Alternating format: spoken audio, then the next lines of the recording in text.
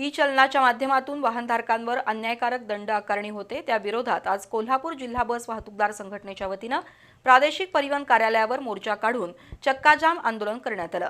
त्यानंतर मागण्यांचं निवेदन प्रादेशिक परिवहन अधिकारी संजीव भोर यांना देण्यात आलं। केंद्र आणि राज्य शासनानं वाहतुकीचे नियम मोडणाऱ्यांसाठी ई चलन प्रणाली आणली आहे। वेग मर्यादेचं उल्लंघन, सिग्नल तोडणं, वन वे तोडणं अशा कारणातून वाहनधारकांना ई चलन दिलं जातं। त्यानंतर दंडाची रक्कम ऑनलाईन भरणं बंधनकारक असतं।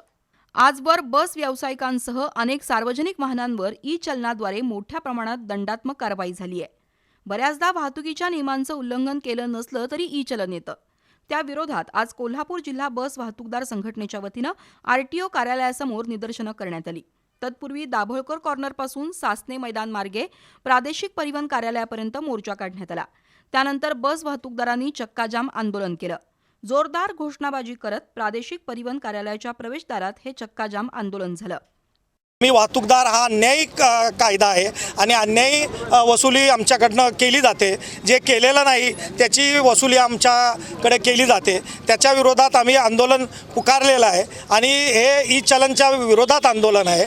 हा ई चलन हा अन्यायी आहे। अन्यायी ई चलनाचा कायदा जो आहे तो रद्द करा या प्रमुख मागणीसाठी परिवहन मंत्र्यांना झोपेतून जागा करण्यासाठी आम्ही या ठिकाणी आलेलो आहोत। तसाच टोल टॅक्सचं पण ते तसंच आहे। हा दुहेरी टॅक्स आहे, त्याच्यामुळं हा टॅक्स ताबडतोब बंद करण्यात यावा अशी आम्ही या ठिकाणी वाहतूकदारांच्या वतीने मागणी करत आहोत। पण पुढच्या टप्प्यामध्ये आमचे सगळे जे वाहनं आहेत ती सगळी वाहनं रस्त्यावरती उतरू आणि ती वाहनं रस्त्यावरती सोडून आम्ही निघून जाऊ अशा वेगवेगळ्या पद्धतीने आम्ही सरकारला जेरीला आणण्याचं आंदोलन या ठिकाणी पुकारलेलं आहे।